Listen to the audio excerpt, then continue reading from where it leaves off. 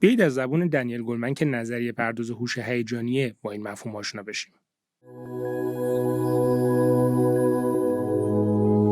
My dear friend, Daniel Golmon, is one of the world's most recognized experts on topics relating to emotional intelligence. He is also an amazing author. He has written more than 10 books, and his book, Emotional Intelligence, that one book alone sold more than 5 million copies. I'm Daniel Golmon. I'm a psychologist by training, a journalist by trade. I'm best known for my work on emotional intelligence and related topics.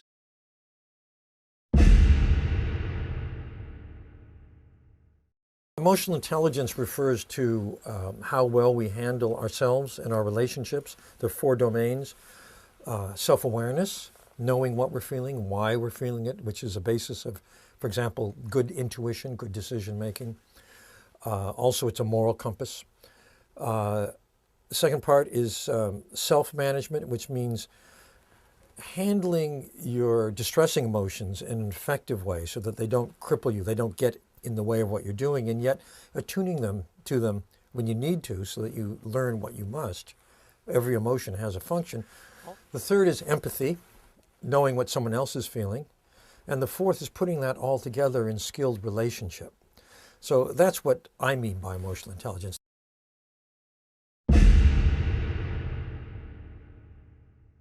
I have dedicated my life to this because I feel that the skill, the ability to be intelligent about our emotions, to understand what we feel, why it matters, how other people feel, to use that in our relationships is absolutely essential for success in marriage, in life generally, in work, and for happiness. I first became aware of the importance of this skill set when I went to my 20th high school reunion. I grew up, and it was interesting to see 20 years out who the most successful person in my class was. It wasn't the valedictorian, it wasn't the kid with the highest SAT scores, it wasn't the editor of the yearbook. It was someone who had been a fairly good student, not outstanding, just good enough, but who even then was an outstanding human being. He was the kind of person who set you at your ease, who was fun to be with, who listened, who cared. 20 years out, he was the senior vice president of the largest cable TV company in America. If you can imagine, this was when cable TV was the hot industry. I don't know if you remember that time. Then I went to my 40th reunion. I got the rest of the story, and it turned out that he had become CEO of a cable TV company, sold it at the peak of the market. I don't know if you remember when there are peaks to markets either. That's takes some going back.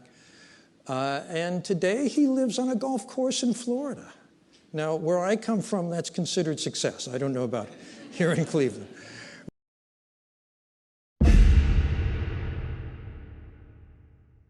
But the big question I think people will be wanting to ask is, once you know your EI level, can you improve or can you become more emotionally intelligent? Yeah, the good news is that you can improve emotional intelligence.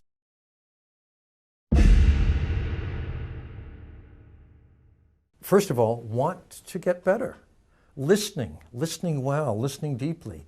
That's a critical empathy skill.